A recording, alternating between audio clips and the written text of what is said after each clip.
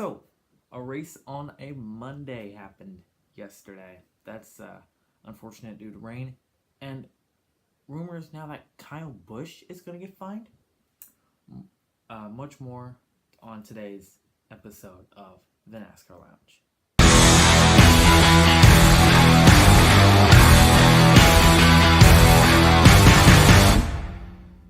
What's going on, guys? Cool 200 here, back with another video, and today we are talking about the Dover race that happened today or yesterday. Kind of weird. First, I'd like to say kind of weird uploading on a Tuesday with this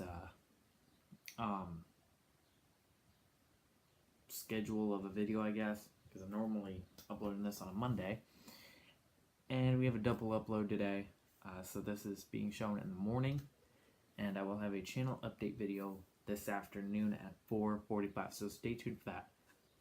But enough talking about that. You guys heard in the intro that rumors are that Kyle Busch might get fired, or not fired, Jesus Christ, fined. I meant fined. He's not getting fired. So, after the race, Kyle Busch made some lash outs on the package of this year. We'll get on to that here in a second. I do want to say, though, it is not my willingness to talk good about Kyle Busch, because you all know my hate for him, but there comes a line where I have to agree with him, and that's what's going to happen in this video. So just wanted to tell you all that. Anyways, back in I think 2007 or 8, after the Bristol race that was ran with the COTs, I think Kyle Busch won the first race with the COT, if I'm not mistaken, in the 5 car. He gets out and he says, I still don't know about these cars. They suck, basically. They suck. And most people can agree with that. Let me grab a car here. The car of tomorrow sucked. Now, me being the little kid that I was, I grew up in the COT era, and I personally kind of liked these cars, not because of the way they drove, of course, because I was too young to understand the driving of NASCAR. I just thought they looked cool. I was actually endorsed by the wing, and I really thought they looked cool. I was actually mad in 2010 when they took the wing off, and I'm like, no, where's the wing? So, but most real NASCAR fans at that time hated these cars. So that brings me to today. Kyle Busch is not lashing out on the package because he lost. Because clearly, when he wins, he still complains about either the car or the package. And he finished 10th today. So I don't, he didn't run up front. He was actually my second pick to win. My first pick was Chase Elliott, who we'll get into here in a little bit as well. He was my second pick to win. He didn't run fantastic all day. I think he ran teens to top 10s, I think. But here's an interesting quote from, I think, Kyle Busch himself. This is by Dustin Albino. I think that's how you pronounce it. And I think he's quoting Kyle Busch here. Now, I was in school when this race happened and when the Fox reviews came on and all that stuff. So if this is wrong and this is by a different driver, let me know.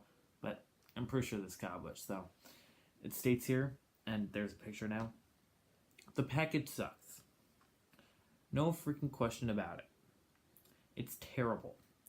All I can do is bitch about it and fall on deaf ears.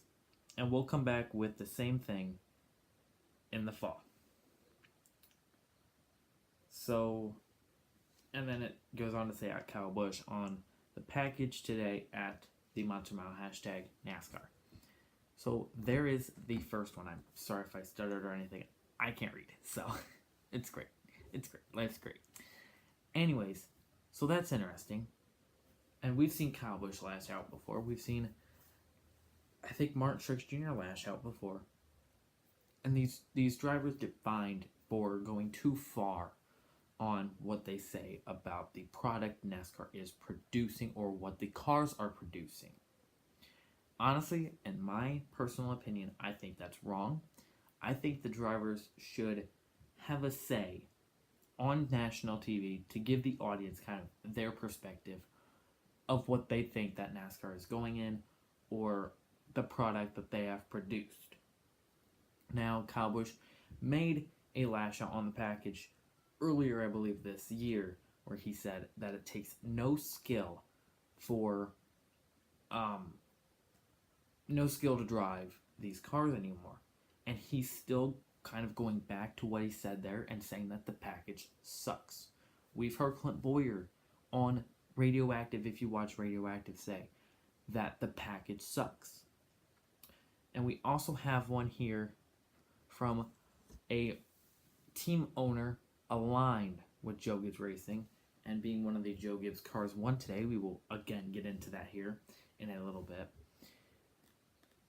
You guys probably already know who this is. Bob Levine for Levine Family Racing, owner of the 95, and paying driver Matt DiBenedetto. He says, "Let me second at Kyle Busch's statement. This package sucks. Has nothing to do with where he finished, which is what I said."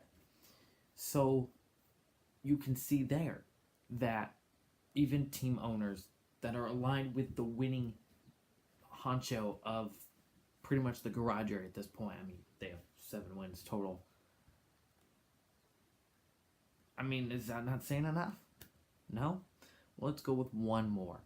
This is from Hall of Famer, probably the greatest driver to not win a championship, and a well-respected driver for sure, Mark Martin, one of my personal favorite drivers. He says, "I am glad we have at Kyle Busch in NASCAR.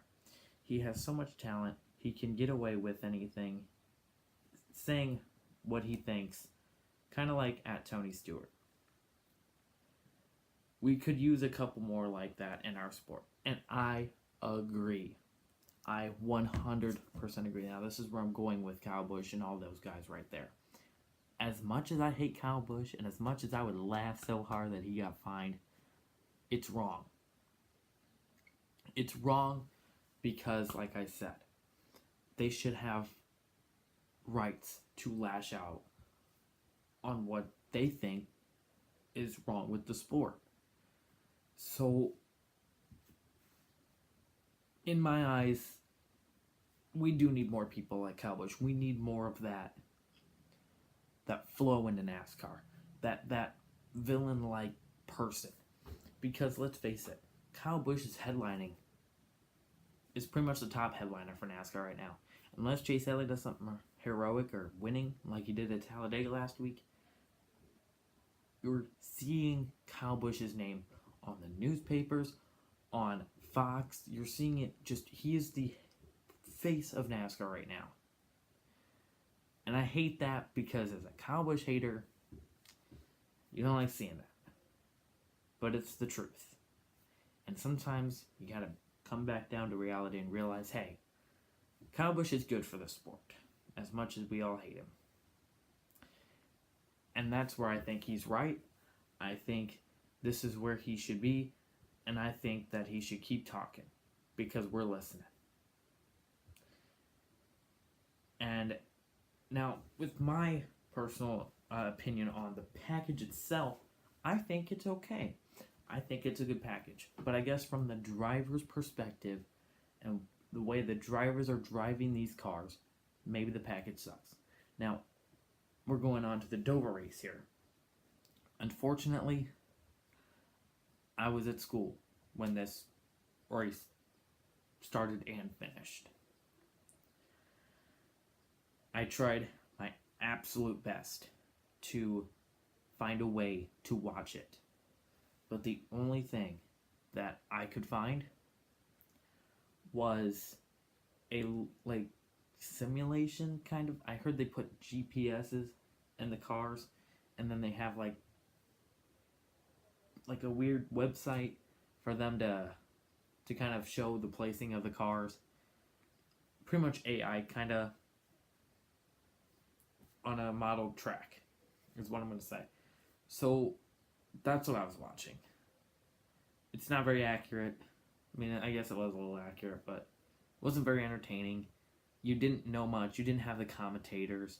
You didn't really understand what was going on in the race unless you watched lap after lap. So the only things I know were there were 3 spins, a few lead changes. Joey Logano won stage 1.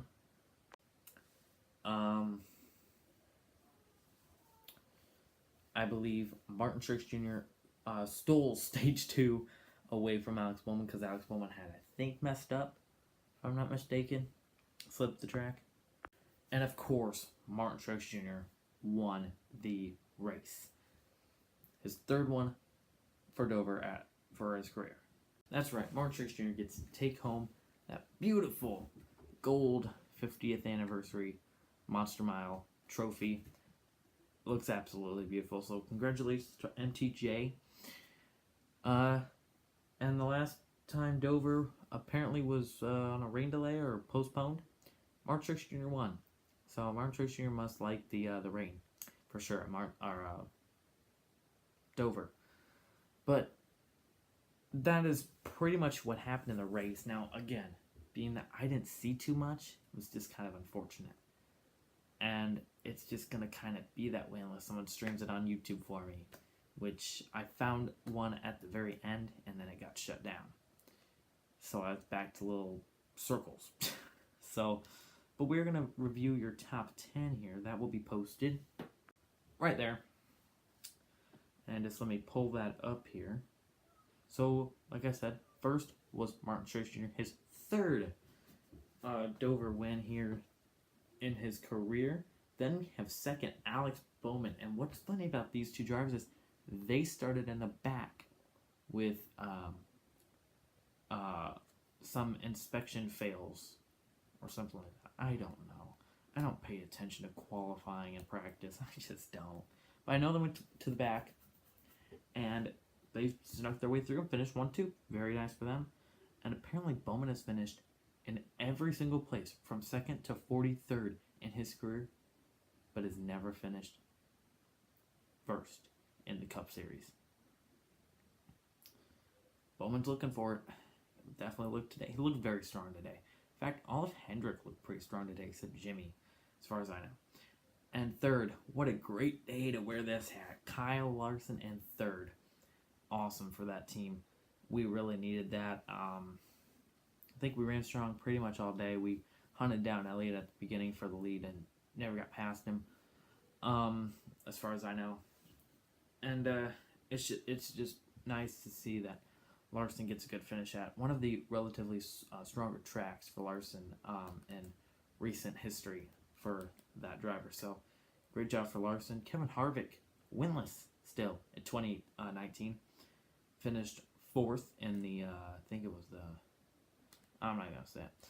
I was going to say he ran the Busch beer paint scheme, but I realized that the paint schemes on that generator weren't even correct. So, yeah. Anyways, Kevin Harvick P4. Chase Elliott P5. I think he had a weird pit stop or a slow pit stop at the middle of stage 1. So that kind of costed him stage 1, which is why Joey Logano won stage 1. Also, a few cautions got in there. I think Ricky Stenhouse blue tire hit the wall. Quinn Hoff hit the wall. And Denny Hamlin spun blowing a tire. He would finish 21st or 2nd. Somewhere around there. Did not have a good day. Eric Jones, though, his teammate finished P6. That's good for that Jones boy. Real good for that Jones boy. Your stage 1 winner, Joey Logano, finishes 7th. So not too bad for that team. Penske definitely seems to be the 2nd best team right now. Although it's definitely Joe Gibbs. They're way up here. Penske's about here. Say Stewart Haas, and then maybe Ganassi or Hendrick, and then, yeah, so on and so forth. William Byron again, another Hendrick driver. Also had that outside pole lane, or the inside pole lane, I don't know. He started 2nd.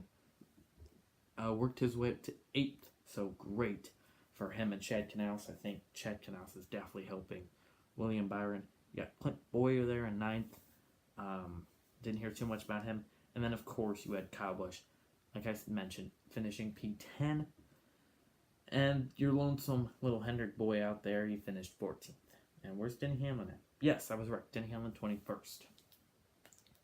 So, there you go. There are your analysis from the race. I'm surprised I got a lot of information in there with the little amount of knowledge that I actually had from this race. It sounded like it was okay. It sounded like the beginning was pretty nice, and then the ending just Mark Jr. Heard had a 10-second lead coming to the stripes. So yeah, that sounds pretty uneventful. I love Dover. You guys maybe have seen a few Let's Plays at Dover. That is my favorite track to race in NASCAR 15. I have no idea why, but I'm really good at it. I think I just love the way the cars go in the corners and stuff, and I don't know, I like that it has a little mascot and stuff. I don't really know. It's cool. It's good. It's a cool track, but very nice to see some drivers that we don't normally talk about on a weekly basis anymore to be up there, like Kyle Larson. We're talking about him, but he's always with bad luck and stuff. It's nice to see him turn a corner, the tiniest corner, and get a P3 finish. Alex Bowman up there, it's nice to see him run with the big boys for once. It's really good to see for him.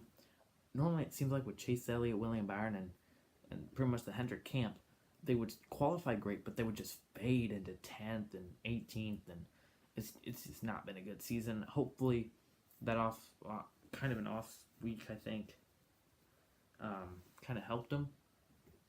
But I'm not so sure. And I know Hendrick was strong at Talladega, but that's completely different from the 1 milers and the 1.5 milers, and of course the short track. So, But anyways, guys, that is the show. Happy double upload.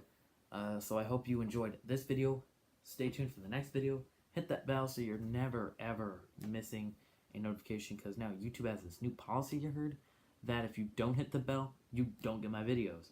So if you want to stay up to date with the NASCAR news, got it right here. So click the bell, subscribe, hit that like button, follow me on all the socials, link in the description, and I will see you guys actually at 4:45 today. So stay tuned for that, and peace